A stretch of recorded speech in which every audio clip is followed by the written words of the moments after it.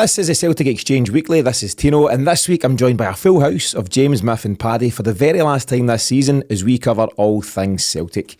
The hunt for Ange Postecoglou's replacement goes on, but at time of recording, reports continue to link us with a sensational return for former boss Brendan Rodgers.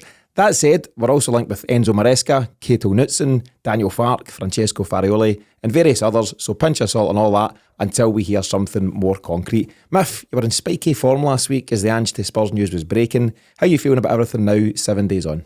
Spiky? Spiky. That was a spiky response. Feisty, as you say, spikily. Spiky? I don't feel much different. I'm still hurt. It's not played out anyway the way I would have liked, but at the same time I think the fact we don't really seem any further forward, I know there's a lot of rumour and conjecture, but there doesn't really seem to be anything concrete coming for the camp, and I thought the whole reason to move so quickly was for us to appoint quickly, but it seems the noises coming out of Celtic Park are that they're willing to wait for the right person, which I suppose is a good thing, but the quicker the better for me. Yeah, fair enough. James, what about you? Is Ange already yesterday's news? It is important that we now look forward. So I was actually asked by an Arsenal fan in a kind of group chat today, what's this Postecoglou like? And we've got a Spurs fan in the same group. I said, bad for you, good for him, yesterday's news for me. He's done. Bad for the Arsenal fan, good for the Spurs guy. And yesterday's news Celtic for me. Fans don't care. And that's you, finished. Thanks for everything you've done, Ange. Yeah, and not too long from now we'll be able to look back and say it was fantastic and everyone did well out of it. But not quite there yet. Not quite there. Yeah, there's a full cycle of grief, James, so take your time. Paddy, you weren't here last week, so we've not yet heard your official take on record. So what's your short summary of things at the moment? I'm gutted. I'm definitely devastated about it all. I think every Celtic fan is. I'm not getting hung up on it. I think that I wish him all the best for his career. I thank him for the job he's done. And I just think a professional for the very get-go until the minute he left the club. And I wish him all the best. Very balanced. You wouldn't have got on well with Miff last week at all. Oh, I know, I'm ready. Yeah, but we'll cover it again. Let's see what tonight's like. Absolutely. Listen, let's take a look at this week's agenda. So this week's show will be a bit different and we'll be split into 3 different areas. So first of all, we'll be closing the chapter on Ange Postecoglou, following that move to Spurs. He's well and truly moved on, Miff, and maybe we as fans should now be doing the same thing. Then we'll take a look at the ongoing rumblings on who's going to replace him in the Celtic Park hot seat. All the noise right now is about Brendan Rodgers, but could we yet see a surprise appointment in the coming days? And we'll then close out the second half of this week's show with our end of season awards as we discuss some alternative accolades for the Treble Champions of Scotland. Okay, let's get started today by drawing a line under the Ange Postecoglou situation, including how the guys here are feeling about it now, any lingering issues, and what it means for the club moving forward. So, James, now the dust is kind of settled, give or take, where do you stand on everything at the moment? Postecoglou himself? Yeah. Yeah, just kind of like I was saying there, I suppose the dust hasn't quite settled. There's a lot of moving pieces still to be played. Seeing Chris Davies mentioned for Spurs instead of Swansea now, saying to Paddy before we come on here, that'll be a wee bit of kind of sliding puzzle stuff where if he doesn't go there and Kennedy does, then Davies is available for Rodgers, all that stuff if that comes to pass. So there's a lot of dust to settle, not even to mention players that Postecoglou will definitely want. I said last week, and I probably still stand by it, that Postecoglou will need a Callum McGregor, if not Callum McGregor. So there's that, there's Kyogo, there's Hatate. We've got to see where that goes, and also what the new manager wants of those guys, if he really believes in them and wants to keep them, and we'll do anything to keep them. So I'm happy enough with, we got a treble at the end of the season, we got 5 trophies out of 6. We loved the journey, I didn't like the ending, but that's football. I think this whole process, the way it ended, has probably matured us as a fan base. We've probably, scales have fallen from our eyes a wee bit in terms of, all right, I'm not at the chest thumping. We're not going to fall for that ever again. Just come in, do your job, win stuff, and we know you'll go. Like all those managers you mentioned there, we couldn't hold on to any of them for more than 2, maybe 3 years at a push. And this is, Postecoglou's taught us that. So we've matured a wee bit in terms of we know how long you're here for and how long you're not here for. Miff used a kind of similar expression. He said this whole experience has maybe hardened you as a fan. That was the kind of word you used. And I mean, I think if you've got a manager here who's here for 3-4 years, maybe something's gone wrong. If you're here for 2-3 years and you're successful, you do move on. That's just the natural cycle. Did you see Ewan Murray, the Guardian, wrote a kind of a gloating piece about how Celtic managers keep getting poached. It's like, do you know why? I know. Because they're succeeding yet too. Stick to golf. Do you know what I mean? Yeah. You also mentioned there, James, about the potential of Ange coming in for a number of players, whether it's Callum McGregor or Kyogo. Do you think that's a thing? I don't think he's going to come for anybody. I have thought about it and speculated on it last week, but I just think he's now shopping in a completely different market. Do you think? I agree with that. I mean, it's real. What's he looking to sign a keeper for Bournemouth or Brentford for like 30-40 million? David Raya. Do you know what I mean? 30 million, when we signed Joe Hart for 1 million. So that alone shows you the different waters he's swimming in. I mean, our record signings, Edward at 9 million, and he's signing a goalie for 40. Different planet now, Paddy, isn't it? It really is, and I think we always kind of get that little bit of worry. I get the McGregor worry. We were kind of talking about this before we came on here as well, that that would be a big decision for someone like Callum McGregor, considering what he can achieve here at Celtic, what he has achieved here at Celtic, and writing himself into that history. I think any manager coming into this club wants Callum McGregor there, without a shadow of a doubt. I think that's part of the bargaining, in my opinion. For me, the two players that I think I would worry about losing, and I say this as a big if, I think that they would look at someone like Rio Hatate, just in that he's well worth the risk. He is well worth the risk. I totally agree with yourself, Miff, last week. I think for me, he's got the potential to go to the very top. But also, Alistair Johnson, I think that's a big worry for us, because he has come on leaps and bounds, and I just generally think that, again, another player that, with the right guidance, which you're going to get for this manager, he could go to the very top as well. So they would be the two I would really worry that could be potential starters for Tottenham. I heard you guys talk about Kyogo last week. As much as I love the wee guy, I think he wouldn't want to go and play second fiddle.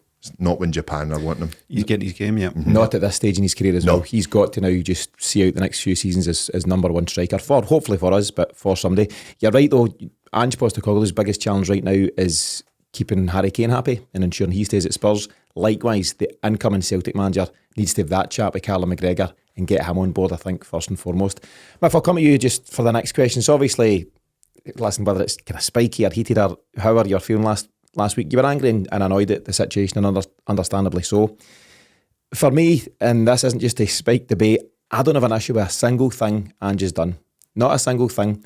I think all the words he was saying at the various times, and people saying, how could he have done that? How could I have quoted Tommy Burns? How could I have said this, that?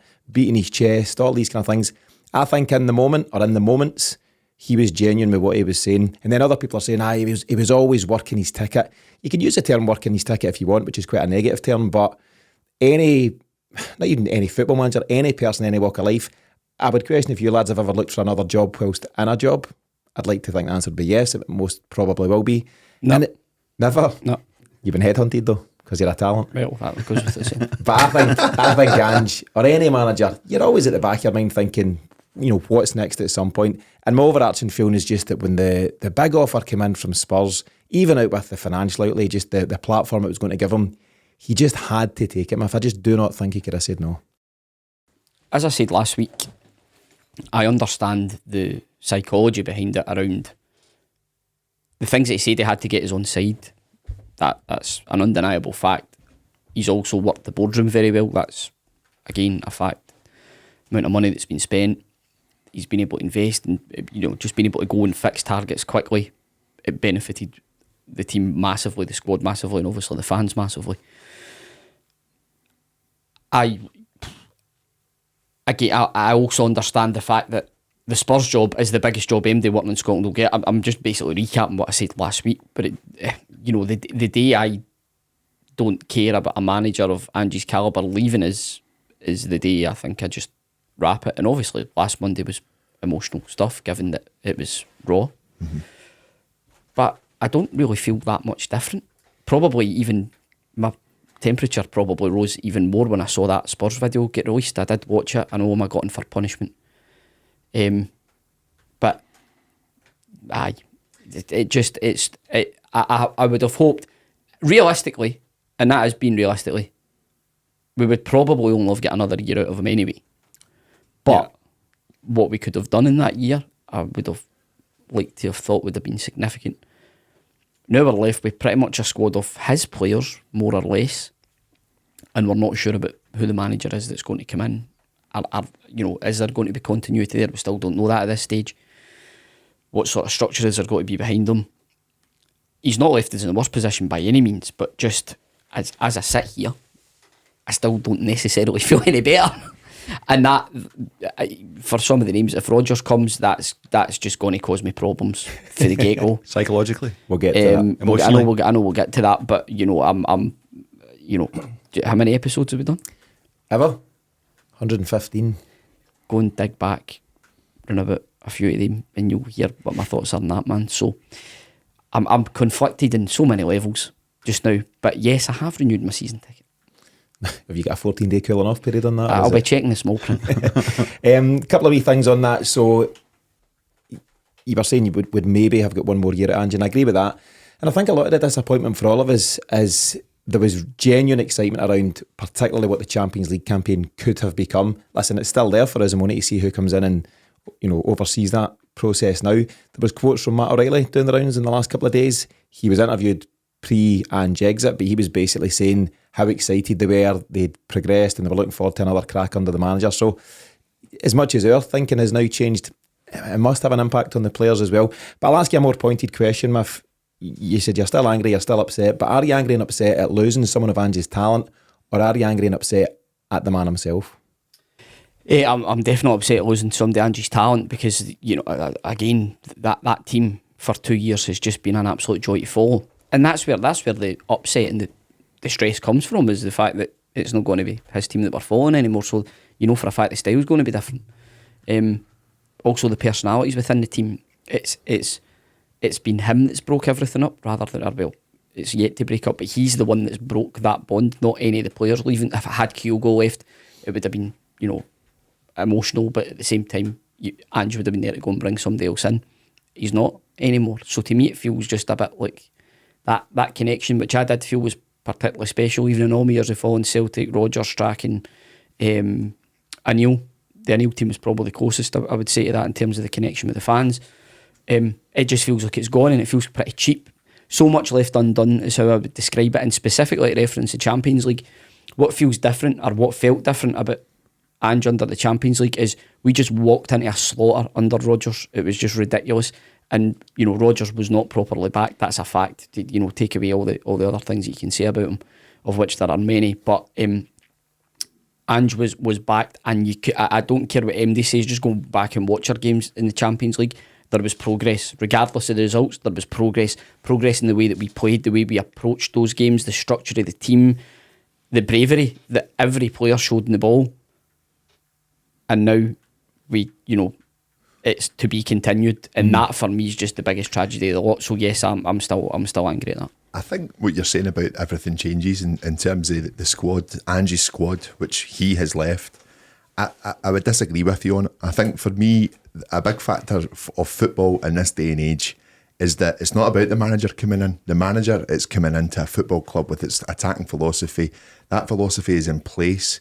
What we need to do, and it's been very difficult to do as supporters over the last 10 years, considering where we ended up under Lennon, we need to just give this bit of trust that everything that's been happening in the background puts us in a position where the manager is coming in and saying, this is the players that we are looking at, this is how we scout, this is the style of football that we play, we love the players that we have in this squad, continue what is going on. I genuinely think as a modern day football club, that's what every manager is walking into at the moment. I don't think you get people coming in and ripping everything up. You can't. Well, therein lies the problem though.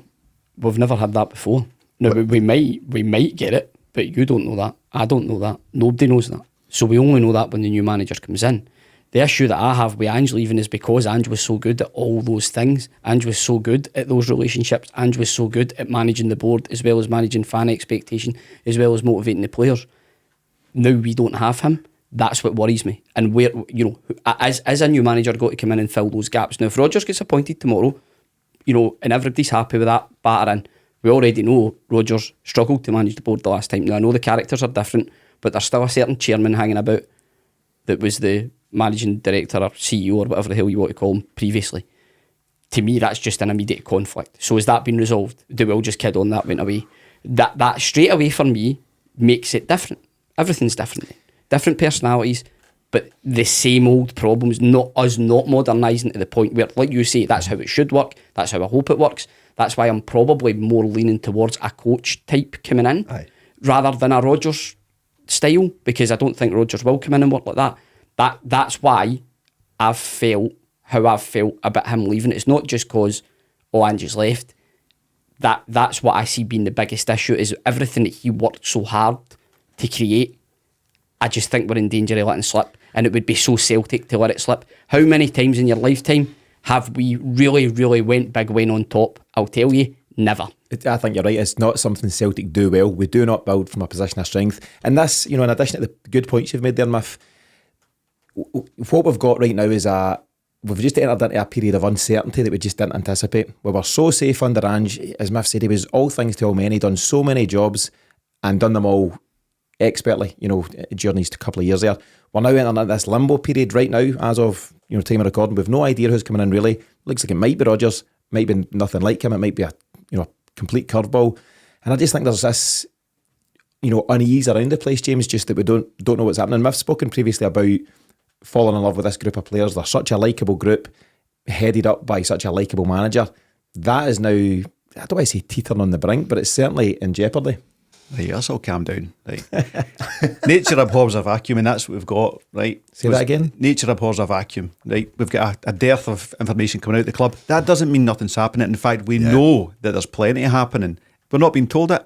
I don't think we should be told it until it's done, or it's nearly done, or whatever. Because that's the way it's been under Ange.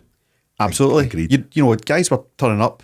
You'd never even heard them mentioned as rumours, and bang, they're signed and they're outstanding. So I've got no problem with this. And in terms of, we've never, built from a position of strength. Your plans for tomorrow start today. Nichols is a fresh head. Yeah. Let him do his job. I appreciate my view may seem extreme and downbeat, but it's only because of that previous experience. Now, I will be more than happy to be proved wrong if Nicholson just grabs the reins here and says, right, okay, this is the path we're going, this is the structure coming into work under, which makes me think it won't be Rodgers, by the way. That's why I know Rodgers is heavy favourite, but I think that's why we'll go down the coach route, because of those reasons, is that we will try to keep that continuity of a modern club, whereby a head coach goes out like Ange. But Rodgers asked for that on his way out not asked for it. He said, Celtic need to modernise and put a proper director of football structure in place. I mean, signifying that he can obviously work in that operation. If there's one thing we know Brendan's got, is an ego. So if he's willing to come back and work like that, then great, because I think as a coach, he's probably the closest in terms of style that you would get to Ange, playing in a modern way. It would take me, it would certainly take me personally a while to get there, but I know we'll get into the nitty gritty of that for different reasons. But that my biggest fear, I am just absolutely petrified that we let slip everything that we've worked hard to get, and that is how highly I rate Ange, because he was the figurehead that took us from an absolute shambles to the position of strength we sit in now. I think the big factor on that one though, and listen, I totally understand where you're coming from on that. I think we had someone like Peter Lawwell who was in that position for how many years, and he let things slip come the end. He really did. The club was struggling. We didn't know how to look forward as a club. You look at someone like Ange that's come in, one of the first things he said after the first season is he said, I had to kind of pull a few things here or there. I had to do this, that, the next thing. But what I want to do is get back to managing my team and coaching my team. And that is what we've seen Celtic do over the last 2 years, is we've got people arriving at the club in the background, again, very, very quietly, in the sense of we are getting a plan in place. It's a very, very hard thing for me to say here. I'm actually struggling to say it. I think we need to trust Nicholson on this one. I think we need to give them the benefit of the doubt, considering where we are sitting at. That job is a very attractive job right now, and we forget that. We really do. We are in a very strong position at the moment. And I don't think it's a huge leap to say that we should be trusting Michael Nicholson, because till now he's given us no reason to not trust him. If you and many fans have been burned by some of the Peter Lawwell stuff, right? I think over the piece, Peter Lawwell has been great for Celtic, and there's certainly positives about having him back now as a chairman, but you cannot deny he's made some significant mistakes, particularly towards the end of his tenure. And I think Michael Nicholson, as you say, James, he's a fresh head. Now this is his time to shine. This is his biggest moment so far as Celtic CEO, and we should give him the the full backing and the faith to go and do something significant in the coming days. I say trust Nicholson in the sense that what Miff's saying of Lowell still being around, I think it's his job. I really do. And I think even Dermot Desmond knows that now as well. And it's forward thinking, it's forward planning. And like I say, Ange Postecoglou has woke Celtic up. I'm pretty sure, like you say, Brendan Rodgers would have said to Celtic, you're not anywhere near the level you should be. We have a massive opportunity as a football club in the next 5 years when it looks at we look at the changes in European football, we look at the Champions League.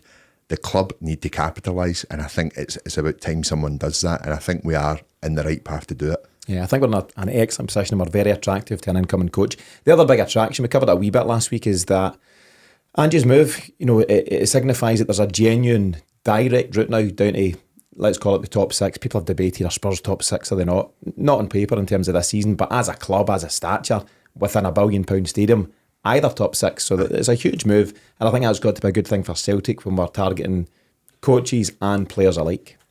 And in the long run, the fact that we can showcase the fact that a manager has been able to come manage us, do well for 2 years and obtain a job and they are a top six side, regardless of what you say, the infrastructure's of that of a top six side. In time that will be a good thing. But just now I'm just devastated to lose what I think is an exceptional manager and someone who I felt had the pedigree and the ability to motivate a squad to actually do something in Europe. When I say do something, I mean a really, really deep run. Something significant. Listen, excuse me, like James says, it's gone. It's gone, it's done. Yes, I'm still hurting, but at the same time, I'm genuinely intrigued to see what comes next, because I can't call it. I don't think it's as cut and dried as Rodgers, so I'm genuinely intrigued to see what comes next. I think it's genuinely a period of excitement, of course it is, because we had great times under Ange, great couple of years and stuff, but we're also, as you say, Paddy, in a brilliant position moving forward, and it's pretty exciting to see who's next. The transfer window officially opens on Wednesday, and usually, if the Ange stuff hadn't happened, you'd be buzzing about the various names doing the rounds. I've seen a young guy that's been linked today. I don't know if you've seen it, Paddy. You're usually on the pulse. A lad from, is it Valgarin in Norway, this 20-year-old super kid and all that stuff.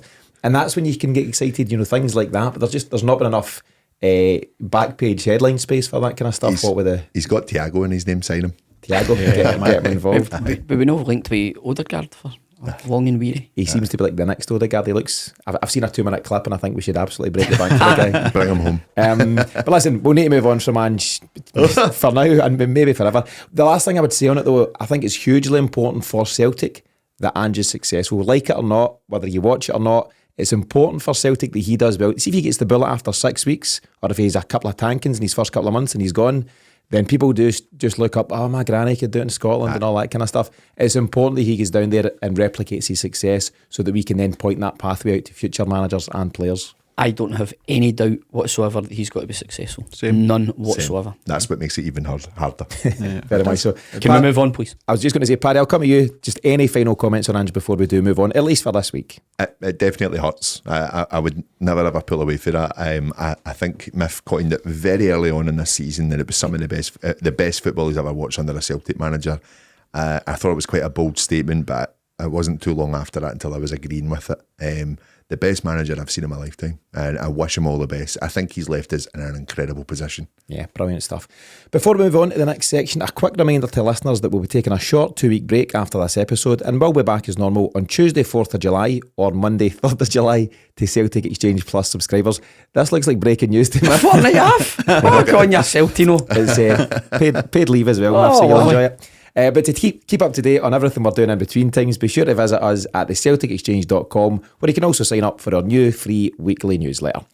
Okay, I think we all know by now, when you mentioned it, Miff, that the bookies odds mean very little when it comes to this kind of thing in general, but we do know that Brendan is red hot favourite. I'm allowed to disclose the odds because I know that, issues around gambling advertising. Well, it'll be generic. It'll be generic. I'd please gamble responsibly, but it'll just be generic odds. Right. What's the odds? Brendan was 1-4 on. Which means what, Miff? If you bet £4, you get £1 back, which is very, very stingy. Plus your pound as well, so you actually get a £5. And Maresca was 72. Then I think. Which means what? Knutson. Have we gone for Knutson? Knutson. Silent K. Silent K, so it's Knutson. Would be. I know. It was a joke, Tino. So The nearest after that was 20-1. So again, bookies odds are absolutely meaningless, but if you were driven by bookies odds, there's only 2 runners in the race, and I think it will be Maresca. I still think it will be Maresca. I wouldn't necessarily be over the moon with that, but that's what I think it will be. Yeah. Paddy, I think you commented in the group chat last night, and I've seen it from others. Simply put, of all the folk that have been mentioned so far, no one has a better CV than Brendan Rodgers. He's attractive. Listen, I totally understand the angst, the anger towards him after the way he left back in 2019. But we also do speak about the state of the Celtic board. We also stated, you know, I'm seeing all these negatives about Rodgers around Twitter, about even the Danny McGrain stuff. For me, what I remember is the 7 trophies. For me, what I remember is the countless pumpings at Ibrox, enough to cut an allocation. And for me, I just remember Celtic having a bit of a swagger, all on this point where actually he wasn't getting backed. We were bringing in guys on loan like Oliver Buck, Timo Weah, guys that were just, you know, half the battle. Who was your man, the right back? Toljan. Jeremy. I seen the list today. I'm like, there's 3 or 4 I don't even remember. Aye. The Space Cowboy, Moritz Bauer. Moritz Bauer, my God. Mr. 5 Languages. Just for me, if he comes into this setup, and I think it's a setup that, albeit he's got an ego, albeit he wants to be the manager, I think he wants to be loved. And I think if he was part of a setup where he's got support from all angles, it could be good for Celtic. Is he going to leave us? Probably. But I tell you what, let's make sure we get something out of him. And interesting, he's not. I might have raised this last week. Interesting, he's not been backed really anywhere he's been. Yeah, you did, in terms of Liverpool. I just find that quite intriguing because he does achieve initial success. I think he's come into some really, really strong, well, maybe not so much as, but really strong squads. And I think one of the things that stands out for me is I try to think of some of the players that we did bring in under him. I think the only one I can actually think that was definitely 2, I would say, as a Rodgers signing is Scott Sinclair and Kolo Toure. Mm-hmm. I can't really think of anything else that's other than it being Celtic signings, in my opinion. Musa was already done, man. Aye. Yeah. I got, James and I received a message today from Brido, who does some stuff on the show, and it was a very long message, I have to say, Brido. I had to take a couple of hours off to cut through it, but he went into some detail about the various signings that Rodgers had made and some of the guys that he inherited, which, you know, wasn't so good. And you mentioned the 2 guys there, Toure and Sinclair. He needed some experience at a certain time to get us over the line and into, you know, some European stuff, and those guys done their job fleetingly, but Toure was important. Hugely in important. that qualification. Yeah, Sinclair's numbers speak for himself at Celtic. He also, I think Brendan Rodgers, he goes between manager and coach. I think he's an excellent coach. Listen, it's not breaking news. Everyone knows he's a very good coach. You can disagree with his morals, Miff, and all that stuff. He's a really good coach, and he made guys like Kieran Tierney, Callum McGregor, Scott Brown, and various others much better players. We had a swagger about us. I get you're talking about some of the drubbings in Europe, right? But you look at some of the big results, especially against the two Man City games are massive results, and then the results against Anderlecht. The result against Anderlecht, which ultimately got us into the last 32 of the Europa League that season as well. The level of professionalism he brought is what has kicked, you know, the club on. Almost dragging us. It really, that I completely acknowledge. Again, Rodgers' tenure was tainted by the way that he left, but that period of supporting Celtic was also a completely joyous one, you know, because he was very, very successful. Yeah. Did Celtic won 4 trebles in a row? It's unreal. The European stuff, understand, you know, when you get like PSG in particular, they get absolute doings, particularly that one at Parkhead. Rodgers, as a coach, will say, I set you up right, I set you up in the right formation to win that game, but the standard of personnel was nowhere near good enough to come up against PSG. Yeah. We just weren't spending the right money in the team. It was an eye-opener for the board. Aye. The other thing as well. And he was saying, there you go. Yeah. Just speaking of his morals, Miff, the whole thing with Brendan Rodgers is if you don't like my morals, it's okay, I've got some others. well, the thing is, I think possibly I'll include myself in that. If he does come back, beats Rangers in his first Glasgow derby. At Ibrox, the first one. I'll be sitting here going, you know, all hail the king. Everything's fine. You stamp your back to the telly saying I'm not watching it. Aye, I think that's another reason why I'm so conflicted at the minute, because I can't see what way this is going, and it's the emotions are so varied, and I don't like feeling like this. I'll ask you a question. Why do you think he left the way he did? Because he's a rat. No, I think he left the way. I think he left the way that he did because the relationship behind the scenes was obviously at absolute the lowest it could possibly be. I mean, the Shved thing was, ridiculous. Mental. He's just sitting there going, "I hear, ha ha ha, we've got another winger." I've got loads of them. Could sell a couple on eBay. That type thing. That was a fairly pointed warning for us all. But yeah, he wasn't backed, and I know that and I understand it. But the point is, there was a bigger picture. Also, if you're a professional like Brendan Rodgers is, and we've discussed and agreed how talented a professional is, if you're not backed financially and there's interference from non-footballing guys in what you do, of course he's going to end up moving away. Listen, the nature he done it was terrible, right? Midnight flit and all that stuff, leaving us in the lurch. Although he left us in a decent position on the park, 8 points ahead and all that. That's for debate. But you can understand why a guy like that moves on. And I remember him a very, very early interview where I think I actually might have chucked a tatty at the television. Hatati or a tatty, not a tatty. You wouldn't hear that. I like my carbs. And he said, Celtic fans in time will thank me for the job I've done. Like, now, totally It's such a Rodgers thing to say, innit? brass neck. This was like second interview or something like, at a press conference, and I was like, but Have you seen my teeth are smashed? but as time has went on, I think slowly but surely a swathe of fans have softened to him for that reason, because they've seen, even with Ange coming in, what it's like with a cohesive board relationship, and think, well, what Rodgers achieved with a toxic board relationship was actually probably it's went up in everybody's estimation. So aye, but anyway, The reason he's obviously such hot favourite right now is so Stephen McGowan of the Scottish Daily Mail, generally a guy who's in the loop when it comes to all things Celtic, he revealed this morning that Michael Nicholson and Finance Director Chris Mackay had jetted off to Mallorca on the private jet on Sunday there to meet with Rodgers, where I think he's got a holiday home. Paddy, you don't just go there for a wee blether, do you? There's different reports, some guys saying, they've just done out of a courtesy to Rodgers and that's how the game works. You don't scoot off to Mallorca in the middle of your biggest time just for a wee blether, do you? I think it's financials at the moment, guys. I really do. I know you're saying about Maresca, but I think he's coming back. I do. So a report this afternoon as well saying Maresca's talking to Leicester. Aye. And that is his agent saying, hey, we've got options too. But also saw another report saying it's not happening at Leicester, so it depends who you read and when. But it's all just feeding stuff out to try and, put your horse first. Yeah. The interesting thing about the private jetting off to Mallorca thing, see that kind of news, James, I find that a very interesting leak, because that doesn't get out unless Celtic want it to get out, and I think that's been deliberately leaked just to test the water. I think that Celtic have, I've always the problems with Celtic's PR and their media management, all these things.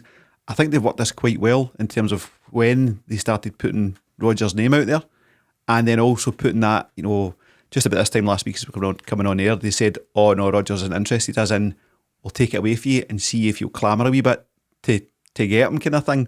And I think they've ran it really quite well, kept it quite tight until then, gone through the long list, got down to their short list, but I'm with Paddy, I think we're at number stage.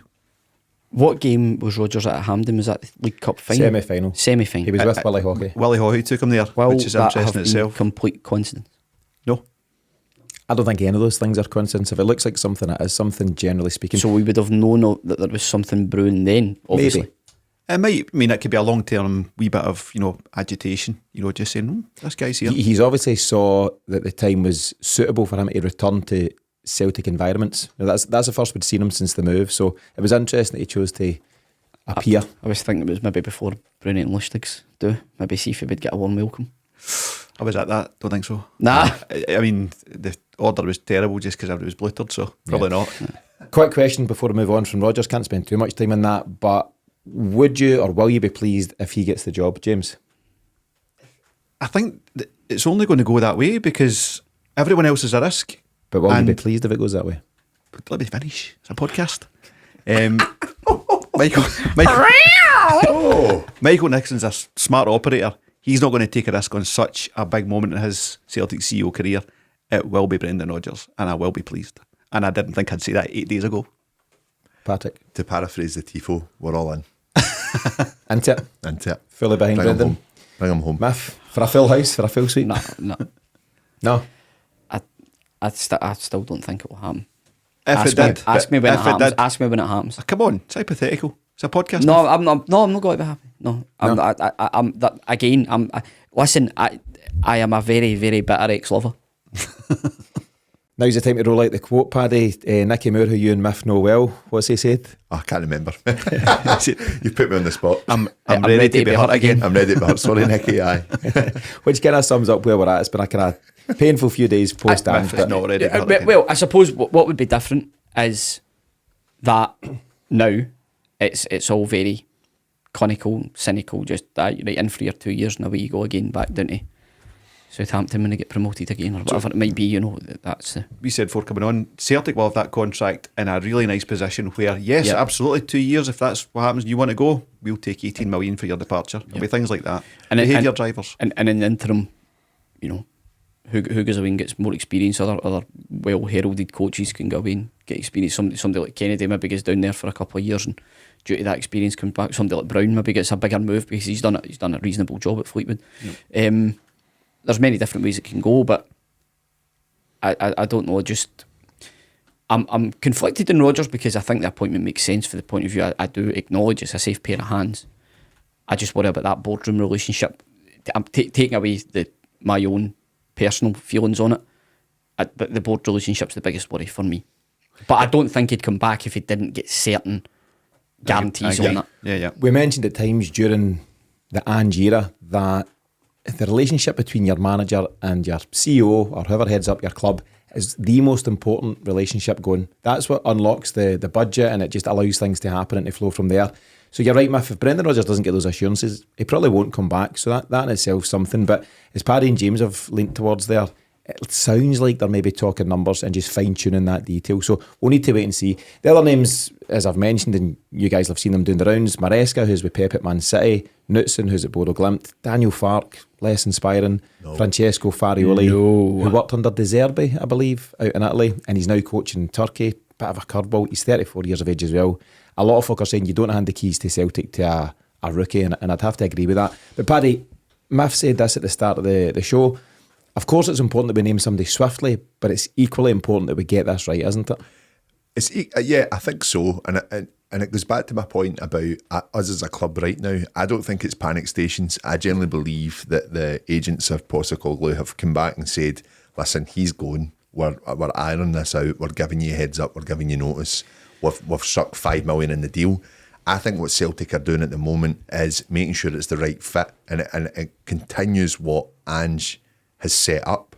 It continues what the club has set up in terms of scouting, in terms of Mark Lowell coming in terms of obviously the new setup we had with what was the fitness guy coming in as well. He's not went anywhere. Anton McElhone. I think this all continues, and what Rodgers will be getting told is you're going to have the full backing here. Maresca will be the same, and I generally I think it fits the folio of what the City group is operating like at the moment. As much as I don't want to join that, but I would have to say that is the method, and that brings us into modern day football. Just on that point, would you say then, is your take on it that the way that everything was conducted, and I'm not trying to be a funny bandit here, to pick my words here. Devil's advocate, sorry. Would you say that the way that this was worked in terms of Ange taking his opportunity was actually done in a collaborative way to ensure that Celtic had a reasonable enough result out of it? He was tapped, and I think Celtic have had a strong hand in negotiations by saying he's been tapped. We can just hold this if you want, or you can give us £5 million. I disagree, guys. I think that this has been everything above board. We've kept it quiet. We've been given the respect. I generally believe we've been given the respect to allow it to run to the end of the season, and then things are announced. A lot of people are saying Ange should have said here, there, or everywhere. Does no one any good. You could see the change in the form for the players. So the minute we won the league, knowing that the manager was going to leave, the down tools, they were a bit gutted about it naturally. For me personally, Celtic have known about this for a lot longer than at the end of April, beginning of May. I think on a rolling contract, your manager can do what they want. That's Celtic's doesn't give you much security. Yep. I mean, that's a fair point. Everyone will have their own kind of angle on that. My take is that this only became real when Arne Slot at Feyenoord said no, which I believe was the 24th of May. a few days before Celtic picked up the trophy on the 27th of May, and obviously about a week and a half before Cup final day. Yes, there might have been rumblings. You can call it tap-top, you can call it what you want, but it's just football, it's just agents doing their job. But I think it only became real for Ange and everybody else at that point around about the 25th of May, ironically, in Celtic's history. The other thing is, I think the players knew as much as we did up until a point. I think Ange has spoken to them and said, you might have heard things, but I'm fully focused at this moment in time. He'll have delivered it in such a way, and they'll have had an inclination. But see when we get beat 4-2 off Hibs, I don't think the players knew then. And when we're rotten against Rangers at Ibrox, I don't think they knew then. I think it's quite a convenient excuse to say that's what happened, but I don't think that's been the case. I think it only became real less than a fortnight ago. I agree with that. Anyway, we've somehow ended up back at Ange when we're moving on. If any kind of final comments before we move away from all of this to some lighter stuff? On Rodgers? On Rodgers, on Maresca, on whatever. My final thoughts on that would be I'm going to be really needing to take more than probably the allotted 2 weeks off to have a really, really serious think about how I'm going to conduct myself on this podcast if Rodgers is appointed. And it's not that maybe you won't be asked back. Maybe I won't be asked back. Certainly there's a few of our viewers on YouTube probably wouldn't have me back, seeing as they would like to tell me how to feel. Quite an interesting viewpoint. No, lads, I'll be angry. The idea is we get a breadth of opinion. That's the whole point. Exactly. I'm maybe slightly less angry this week. I don't know. I'm a bit angrier. I've calmed it. I would say that the potential Rodgers appointment creates huge conflict, but I'm not necessarily completely enamoured with the potential of Maresca either. And my ideal appointment would be Knutson. And I think a lot of folk are quite excited by that. But listen, we might well find out in the next 24, 48 hours, so we'll keep very close to news and see what's what.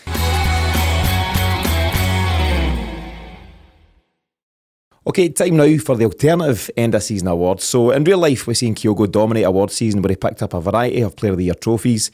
There was also awards for Jota for Goal of the Season, Matt O'Reilly for Young Player of the Year, and a guy called Ange who picked up something or other, but we'll leave that where it is, Miff. And instead, we're going to look at a few different categories today as we roll out our alternative end of season awards. So first up, I've asked you lads to have a wee think in the background ahead of this, but first up is moment of the season. So we usually start each weekly show with moment of the week. We've skipped that this week, and I'm going to ask you for moment of the season. So this can be a goal if you want it to be, or it can be something completely different, maybe a bit of skill, or an interview you've enjoyed, a fan display, or anything else at all. So Paddy, I'll come to you first. What have you got? Probably one of my favourite games of the full season. I think the 9-0 game at Tannadice. I just thought the football that day was incredible, and just we swept them aside. Ultimately, I think the goal difference is a massive factor in United going down, although they did end up losing it the final game. But I just thought that was just the stamp of things to come. And a lot of the players that started that game were actually the team from the season before, and some of the new players came on during it. Just incredible football. And just, we've said that, I think a few of us were saying after that game, we could probably put 10 past a team. I still think going into next year we probably will. Regardless the manager? Regardless the manager. You think this squad have got it in them to do so? Aye, we're not going defensive, are we? It's full go Celtic. Yeah, now that was a huge day in the context of the season. James, what about yourself, your moment of the season? Torn between GT3 at Tynecastle and the VAR game, but probably in terms of, obviously this would make a lot more sense if we weren't changing manager, but I don't like celebrating defeat. But the first half against Real Madrid at home, where we showed that we can progress in Europe, and that was a baseline of where we would be progressing on starting next season. That'll obviously change in terms of who's delivering it, but I think the ambition stays the same. I think the potential stays the same. I thought that was a really important marker for Postecoglou and where he could potentially take a Celtic team. It's huge. Yeah, I think that's an interesting one. Miff, we covered it before. I know you hate it, but you win or you learn is the chat. But do you know what we should have done? In hindsight, we should have included a metaphor of the season, shouldn't we, for the last week's Scorpion and the Frog. You like that, Miff? I like that one. Did you Google it after you left? No, I took his word for it. What was your one earlier on, James? Nature abhors a vacuum? Jeez, I need to look up that one. So various metaphors have done the rounds, but we'll not have enough time to cover them all. Read a book. Miff, your own moment of the season, please. Mine's is a celebration, and that is Jota's after his goal. just seeing how much the young team have latched onto that, that's what supporting your team is all about, is those moments that you remember for the rest of your life. And that game, that goal was very, very special.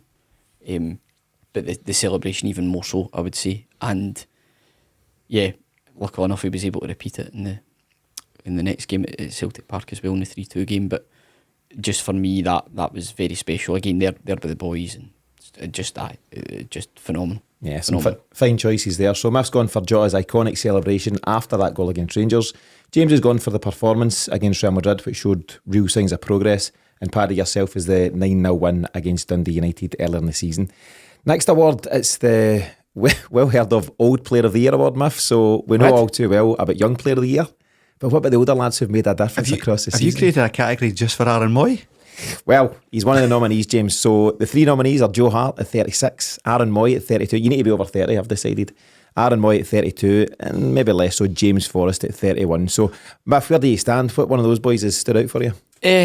Well, it would be Joe Hart for me, and mainly because I know he's had some iffy moments, and he seems to come in for a reasonable bit of stick, Joe Hart, but I just think he's such an important character in that team, and if we are to keep him for another year, I think he'll be very, very important, and that word we use, continuity, in the dressing room. I think he's a very important sort of vice captain and backup to Callum McGregor around standards. You know, he's been around the block. By the sounds of it, I think life at Celtic was very intense under Ange, and you know that requires a certain mentality to maintain that.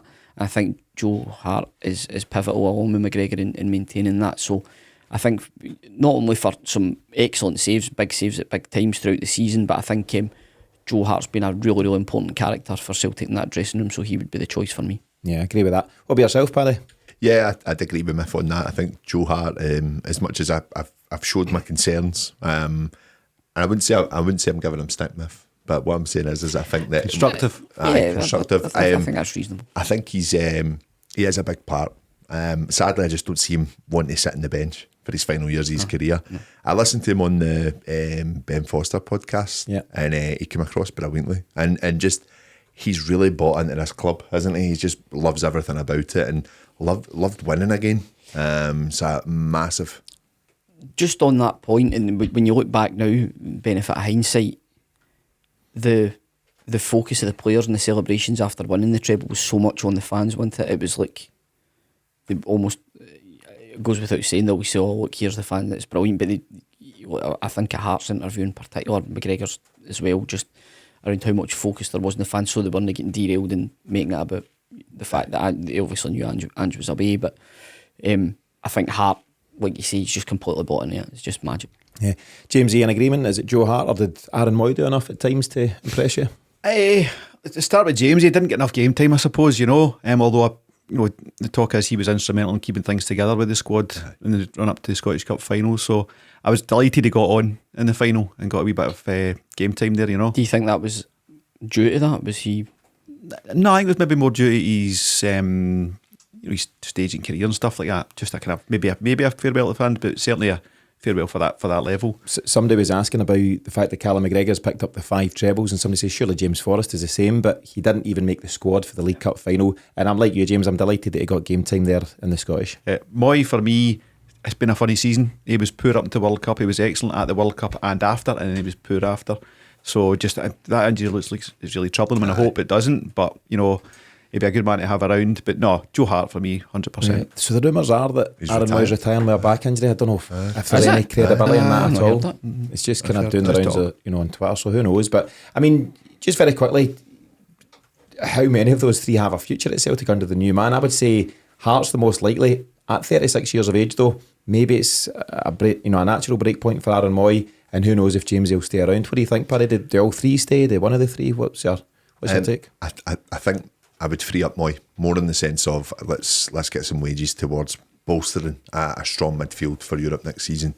And I would have to say the same with James Forrest. However, it's difficult when you've got a 3-year deal there for him. We've got enough wingers. Joe Hart, I'd keep him just on that sense of continuity. I would still be looking for a new number 1 though. Yeah. If you seemed perturbed there that James Forrest... I love Forrest. Might be James getting stays. Yeah? James stays. For how long? Just forever? Yep. Right, okay. That's that. As long as we are. As long as Maybe- he's there. Yes. Maybe Rodgers be looking to bring back Marion Shved as well, just to get Build the the gang statue. back. Build the statue. Just out of interest or just for fun, so no mystery cert this week, but do you know who Celtic's oldest players have been? So the 3 oldest players in history. Any ideas?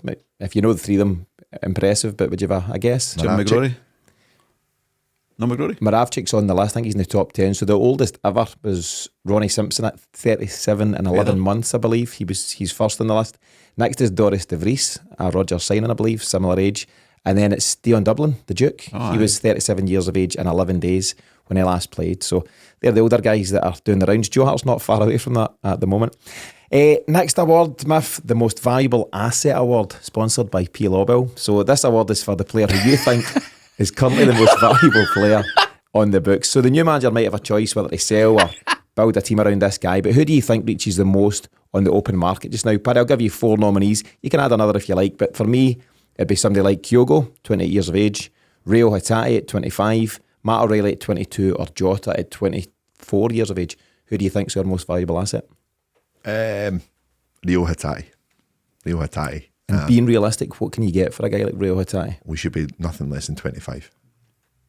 Break the record, is Tierney 25-ish? Is that the record just now? Yeah, nothing less. Yeah. For what reason? Just the potential he's got? The potential, the age, he's really came to grips with football this season. Yes, he'll have his off games, but the guy's only been playing football for 2 seasons. I just think he's going to get better and better. I really do. Yeah. What about yourself, James? Any of those guys jumping out for you? Matt O'Reilly, I think he showed this season he's a very well-rounded midfielder. He can do just about anything. You know, he can show you the flair like he did in the first season. He can show you defence like he did in the second season. The age is the big thing.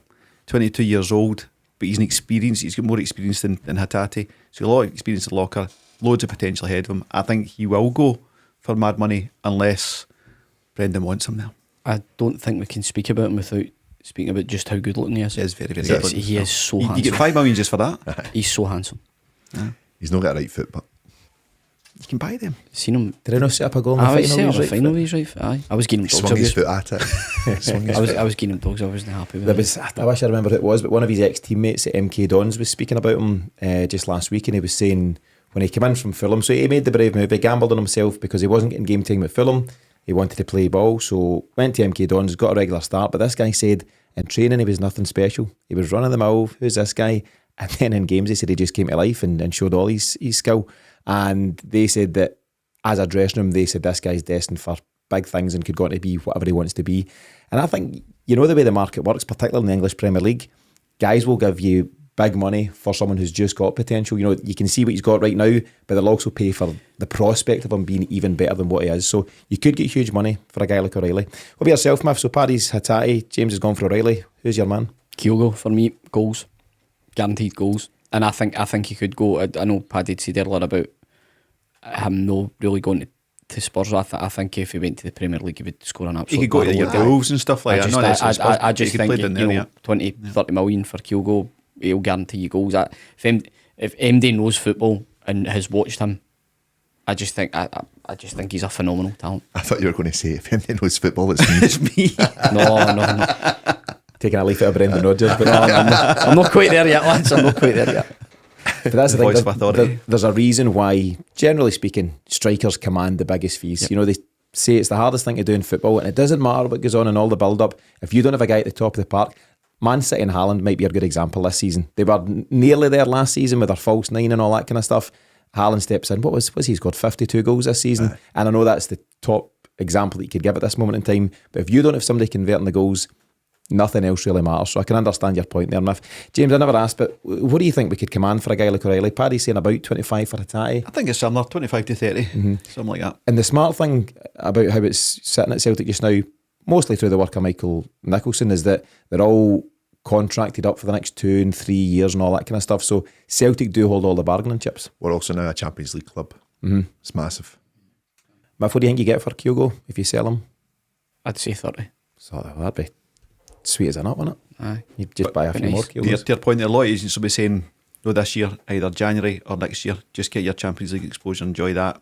your value goes up. Maybe Kyogo because age is fingers crossed. I think there's a quote for Kyogo coming back for Japan saying that can't wait to get he feels like he's got unfinished business in the Champions League. So, have you seen his new haircut?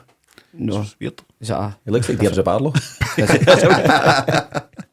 It's out there, I'll tell you. Okay, last award, Miff. This kind of sounds like a James subcategory, but the I thought he might have done a bit better this season award, co-sponsored by Mo Bangura and Efran Juarez. So this is for the guy that you had high hopes for at the start of the season, but it just never materialised for whatever reason. 3 nominees, all a bit different. First up, Alessandro Bernabe, new signing, first ever Argentine. Second is Liel Abada, which is interesting because he had such a good season last year. I think folks thought he might kick on to even higher levels. I think he's stagnated a wee bit, and I'll get to his stats in a minute if I can see your face.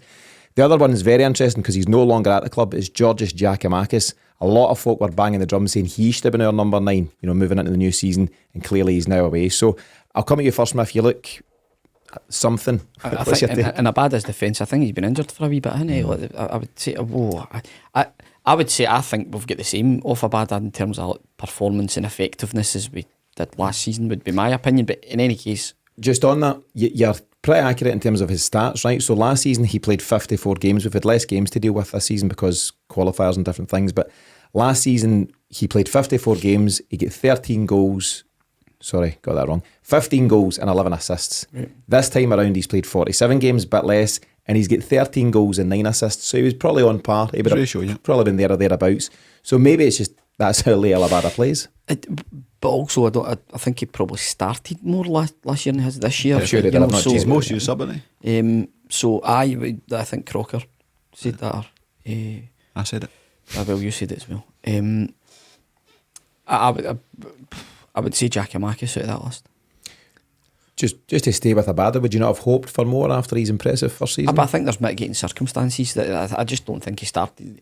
I think Ange, more so this season than last season, Ange found a starting 11 for a period, and that limited Abada's game time. The overall suggestion was that Abada, he wasn't signed to play as many games as he did in season 1, but it's needs must and all that stuff, and he ended up got big opportunities and he repaid Ange, very, very well in that first season.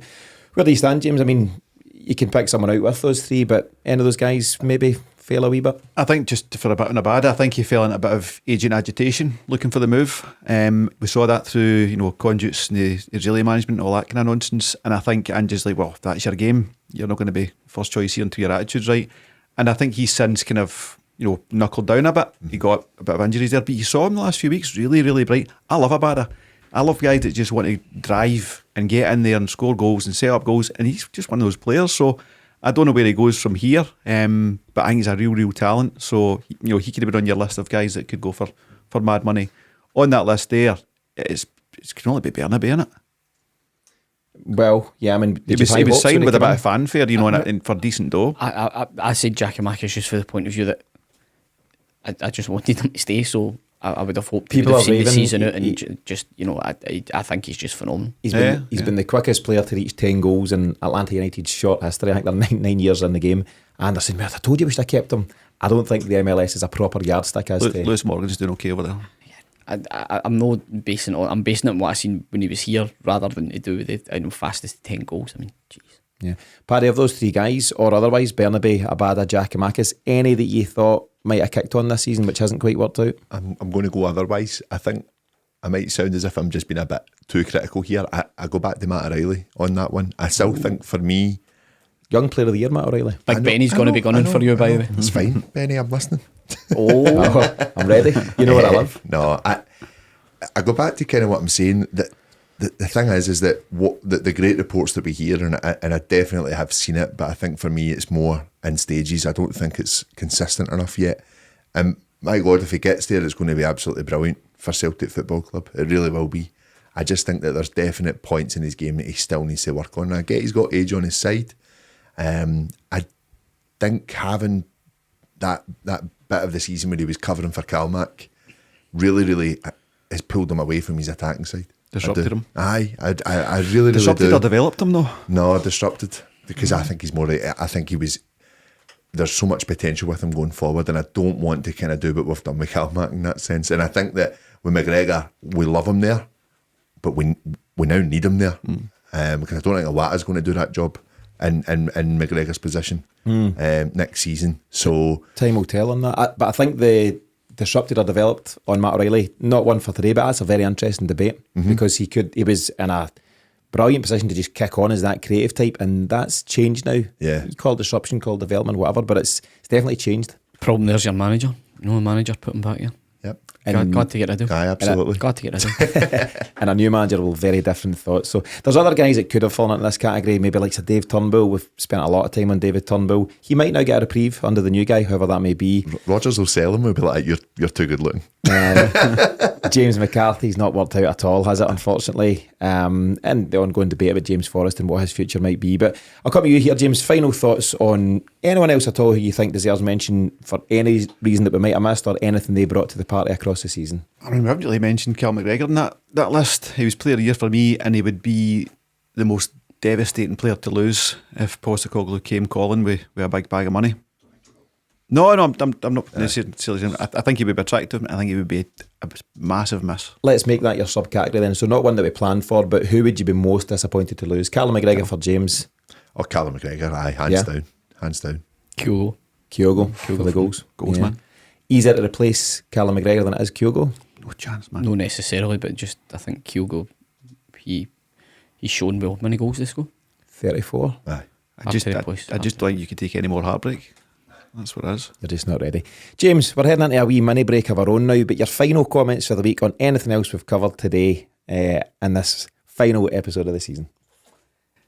Interesting week to come. In terms of Ange's yesterday's news, you guys to be signed, it's going to devastate Miff, but it'll all be okay in the end. So, Brendan Rodgers, welcome back. Take a lot of reassurance for that, James. Thank you. Paddy, it's been some season for a number of different reasons. How will you best remember it, and any other final comments you might have at this time? Kind of linking into the last section, Alistair Johnson, well done. Well done. Brilliant 6 months, and just can't wait to see. I think wee Stevie says this, I think he's going to be massive for us in Europe next year. I'm really excited about next season, guys. I was gutted, but it's a team we support. I just think we're in such a strong position. I really do. And it's us as fans, we have to take that little leap of faith with this board. And if they reward it, brilliant. You'll continue to get my season ticket money. Spot on. My final word goes to you. So you've now got a couple of weeks to calm down, as I've said. But what's your final comments before that break? An engineered break just to get me off the airwaves. We didn't mention Greg Taylor. I don't know if he would be like a sort of unsung hero, but I really do think he continued his progress again this year, especially when he was regarded, as a bit of a write-off. But it's whilst I'm still kind of reeling for the fact that Ange isn't the manager, I would be lying if I said I wasn't excited to see what happens next. It's that uncertainty almost that kind of does create a bit of excitement, drives you on. So really interested to see what the board do next, really interested to see who gets appointed, and then what the strategy is after that around transfers, who stays, who goes. So very interesting summer coming up. Very interesting summer. Yeah, and as Paddy said, it's one to get excited about. For those who are watching on YouTube, James has had to leave early for a prior engagement. So if all of a sudden you see that he's missing, that's the reasons why. But listen, that wraps things up on the latest episode of the Celtic Exchange Weekly, and also brings to an end our coverage of the 2023-24 season. Thanks to James, Paddy and Miff for joining me today for most of the show and throughout the season, and likewise thanks to you, our listeners, for all your ongoing support of what we do. Don't forget to visit thecelticexchange.com to stay up to date on our news articles, updates, and to sign up for our new newsletter. But in the meantime, thanks again, and we'll see you back in a couple of weeks' time.